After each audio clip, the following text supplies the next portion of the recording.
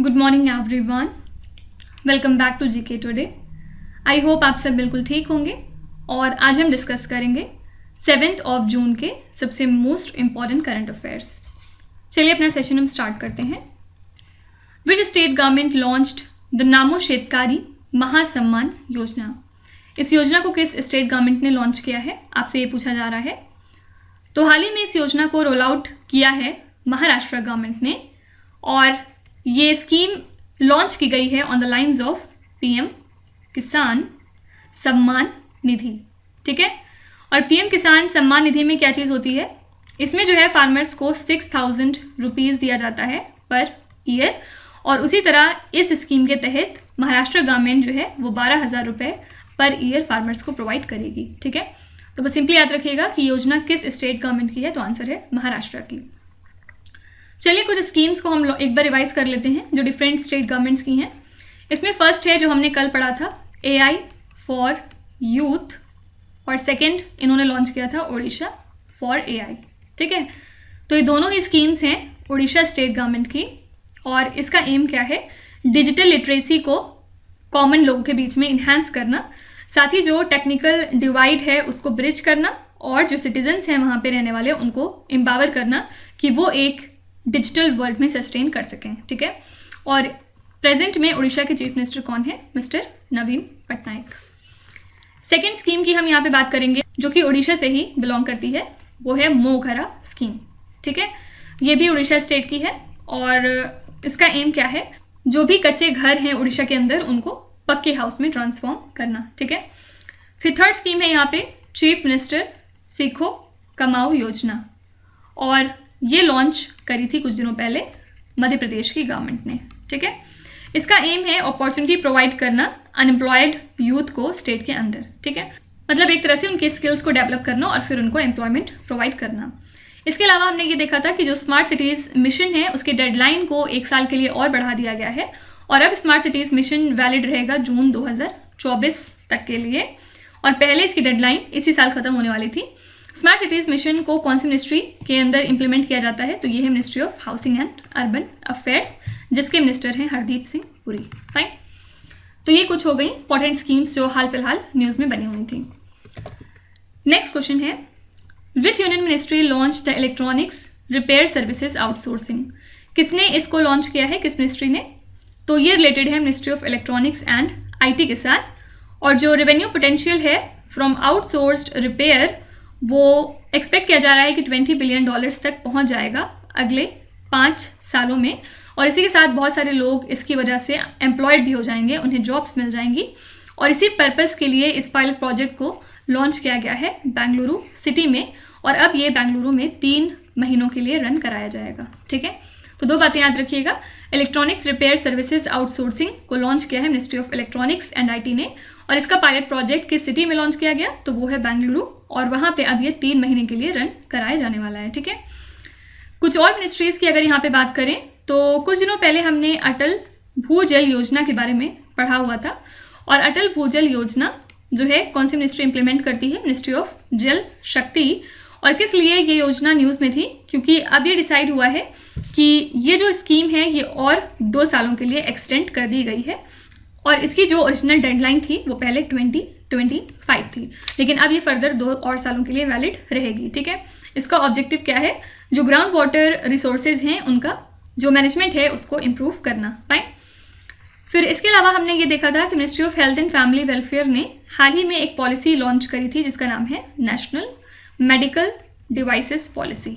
ठीक है, तो सिंपली आपसे एग्जाम में पूछा जा सकता है कि किस मिनिस्ट्री ने अनवील किया है नेशनल मेडिकल डिवाइसेस पॉलिसी को, तो ये है ministry of health and family welfare. इसके अलावा मिनिस्ट्री ऑफ माइनॉरिटी अफेयर्स ने कुछ दिनों पहले ग्रांट किए हैं 45 करोड़ रुपीज़, किस पर्पज़ के लिए, यूनानी medicine research and development bodies के लिए। ठीक है, तो आपसे पूछ सकते हैं कि कौन सी मिनिस्ट्री है जिसने यूनानी मेडिसिन एंड रिसर्च के पर्पज़ के लिए 45 करोड़ रुपीज़ को ग्रांट कर दिया है, तो ये है मिनिस्ट्री ऑफ माइनॉरिटी अफेयर्स। सबको कॉमेंट्स में बताना है कि हमारे मिनिस्टर कौन है माइनॉरिटी अफेयर्स के।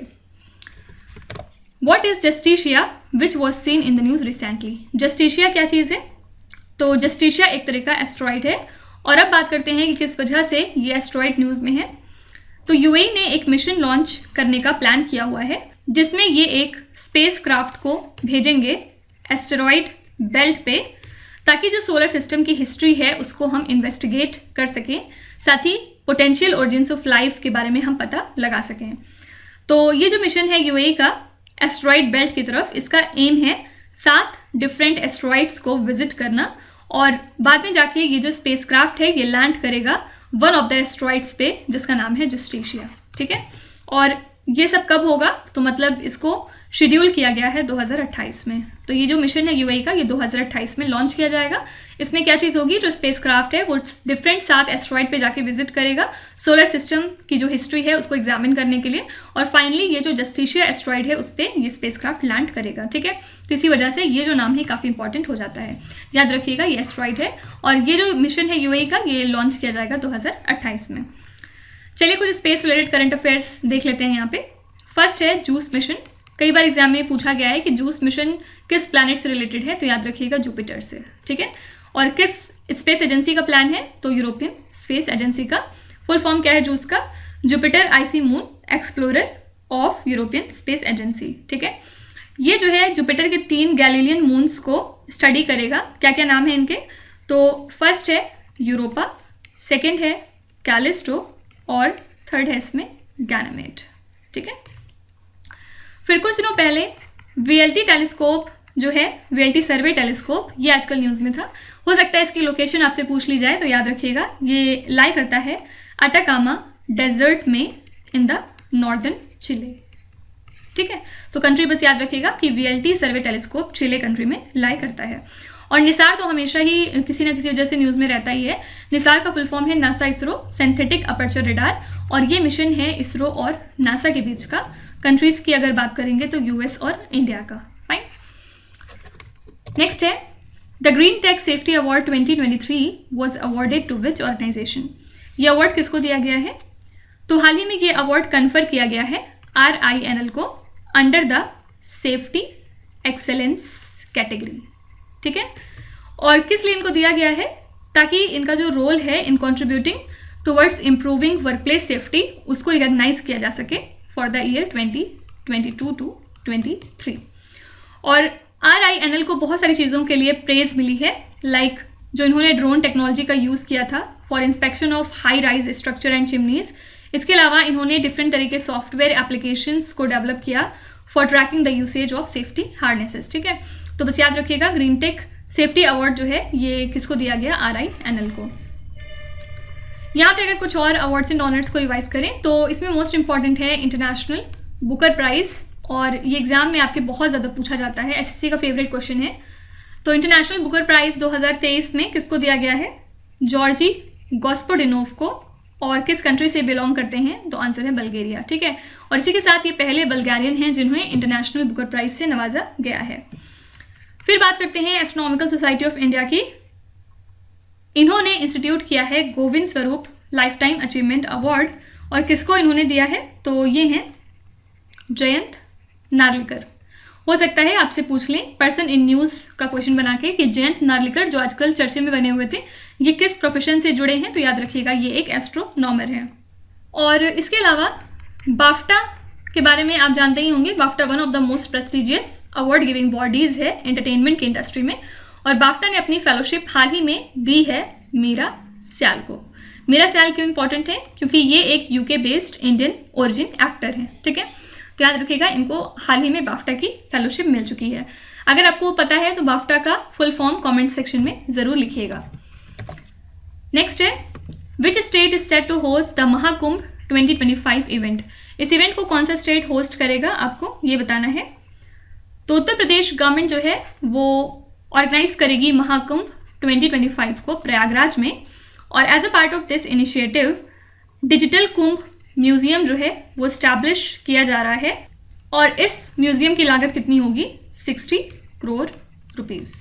ठीक है, और ये काफ़ी अच्छा अट्रैक्शन साबित होगा डिवोटीज़ के लिए। फाइन, तो याद रखिएगा कौन सा स्टेट होस्ट है महाकुंभ 2025 के इवेंट के लिए, तो ये है उत्तर प्रदेश।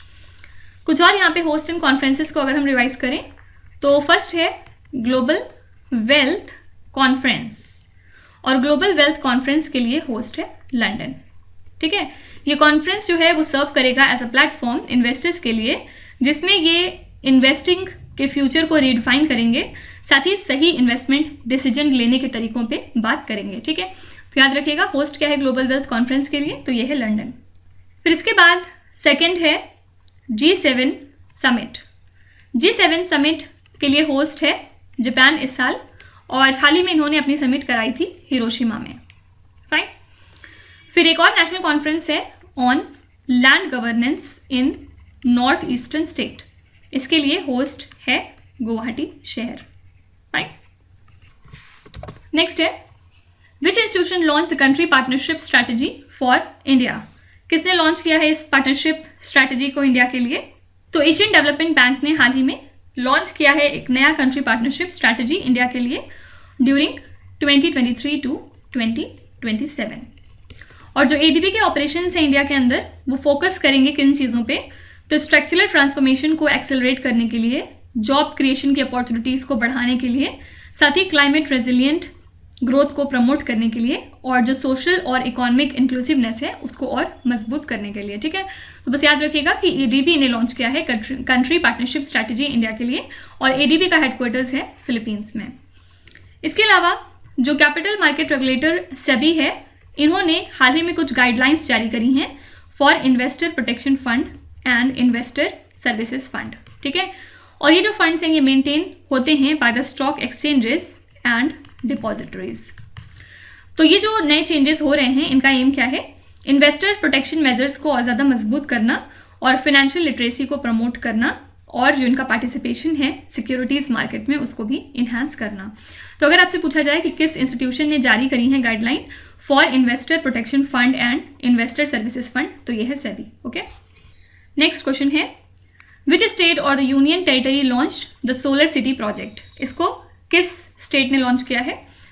तो केरला गवर्नमेंट रन एनर्ड, जिसका फुल फॉर्म है agency for new and renewable energy research and technology, हाल ही में इसने लॉन्च किया है अपना एक नया एम्बिशियस प्रोजेक्ट, जिसका एम है थिरुवनंतपुरम सिटी को लार्जेस्ट सोलर सिटी बनाना इंडिया की। ठीक है, और इस प्रोजेक्ट में होगा क्या?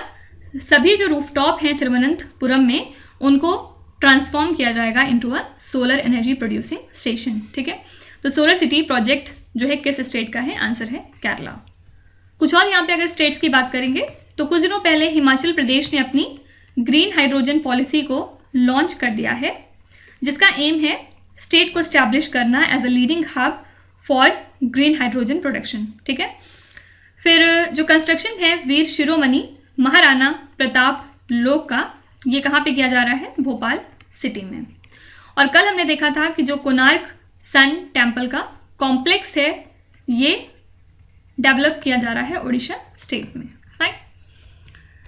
Which Indian port topped Indian ports in the global container port performance index 2022। इस इंडेक्स में कौन सा इंडिया का पोर्ट है जो टॉप पोजीशन पे है? तो इस इंडेक्स को रिलीज किया है वर्ल्ड बैंक ने, किसके साथ मिलके? S&P ग्लोबल मार्केट इंटेलिजेंस के साथ, और ये एक्ट करेगा as a benchmark for examining container port performance और एफिशिएंसी को वर्ल्ड वाइड तरीके पे। तो याद रखिएगा पिपावर पोर्ट जो है ऑन द गुजरात कोस्ट, ये इमर्ज कर रहा है as a most efficient port in India in this index. और अगर ग्लोबली बात करेंगे तो इस पोर्ट की रैंक है 30th। ठीक है, तो इंटरनेशनल लेवल पे ये 30th पोजीशन पे है और इंडिया से ये टॉप मोस्ट पोजीशन पे रहा। कुछ और रैंकिंग्स एक बार देख लेते हैं।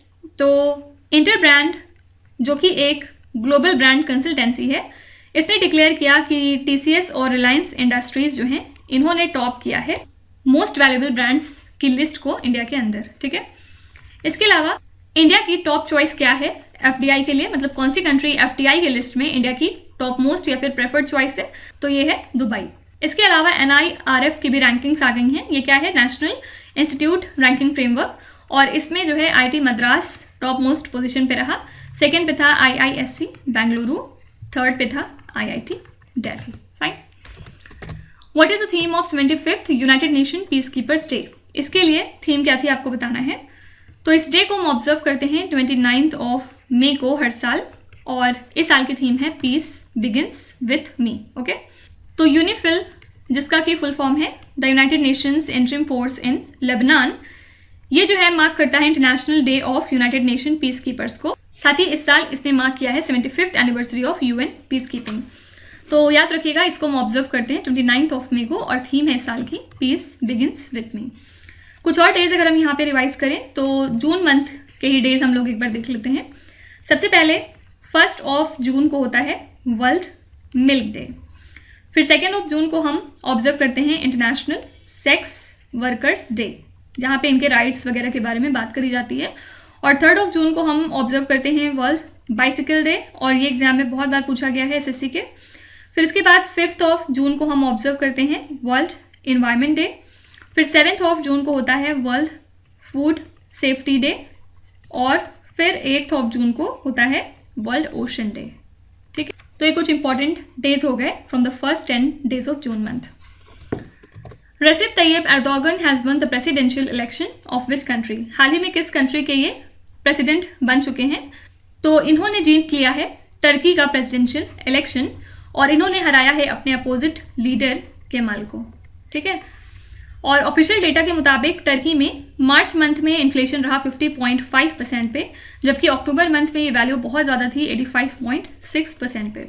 तो बस याद रखिएगा कि हाल ही में टर्की के नए प्रेसिडेंट कौन बन चुके हैं, तो ये हैं Recep Tayyip Erdogan. Ian Hacking who passed away recently was associated with which profession? ये किस प्रोफेशन से रिलेटेड है? तो सबसे पहले ये कनाडा कंट्री को बिलोंग करते हैं, और ये एक फिलोसफर हैं जिनका हाल ही में निधन हो चुका है। ये जाने जाते हैं अपने कंट्रीब्यूशन के लिए to the philosophy of science, probability and mathematics. इसके अलावा इनका बहुत सारा सिग्निफिकेंट वर्क है on the philosophy and history of probability, इसी वजह से इनका नाम इंपॉर्टेंट है। तो याद रखिएगा, इयान हैकिंग कनाडा कंट्री को बिलोंग करते थे, और ये एक फिलोसफर थे, हाल ही में इनका निधन हो चुका है। Which country is the host of 22nd Shanghai cooperation organisation summit? इस समिट के लिए होस्ट कंट्री कौन सी है? तो ये वर्चुअल मोड में कंडक्ट की जाएगी 4 जुलाई को, और इंडिया जो है वो होस्ट रहेगा 22nd SCO समिट के लिए। तो इन्विटेशंस भेज दिए गए हैं to the heads of state of all SCO member countries like China, Russia, Kazakhstan, Kyrgyzstan, Pakistan, Tajikistan and Uzbekistan. ठीक है, तो इस समिट के लिए होस्ट कंट्री है इंडिया। लास्ट क्वेश्चन है, which city is the host of the international organic Mahotsav 2023? इसके लिए होस्ट कौन सी सिटी है? तो इसको ऑर्गेनाइज किया गया है from 2 to 4 June in Visakhapatnam. Okay, और इसके थ्रू जो फार्मर्स हैं, जो नेचुरल फार्मिंग मेथड्स को प्रैक्टिस करते हैं, उनको कनेक्ट किया जाएगा पोटेंशियल कंज्यूमर्स के साथ। फाइन, तो याद रखिएगा, इंटरनेशनल ऑर्गेनिक महोत्सव के लिए होस्ट सिटी है विशाखापट्टनम। तो ये हो गए हमारे आज के सभी इंपॉर्टेंट करंट अफेयर्स, और अब हम चलते हैं हमारे क्विज की तरफ, जिसमें ये 5 क्वेश्चंस हैं और इनको आपको ध्यान से पढ़ना है। इसका जवाब आपको कमेंट्स में लिखना है, तो यहाँ पे वीडियो को पॉज करिए, एक एक करके ध्यान से क्वेश्चन को पढ़िए। जो भी आपको आते हैं वेल एंड गुड, और जो नहीं आते कोई भी बात नहीं, विथ टाइम डेफिनेटली आपका स्कोर इम्प्रूव करेगा। बस आपको कंसिस्टेंट और परसिस्टेंट रहने की ज़रूरत है। So that's it for today. I hope you have like the session. आज का सेशन आपको कैसा लगा ज़रूर बताएगा कमेंट्स में। साथ ही साथ आपका कोई भी रिव्यू है, फीडबैक है या फिर सजेशन है, तो वो भी आप हमें बता सकते हैं। हमें जानकर खुशी होगी और हम पूरी कोशिश करेंगे उसको इम्प्लीमेंट करने की। तो कल फिर हम मिलेंगे सेम टाइम सेम जगह, कल के करंट अफेयर्स के साथ। Till then stay tuned.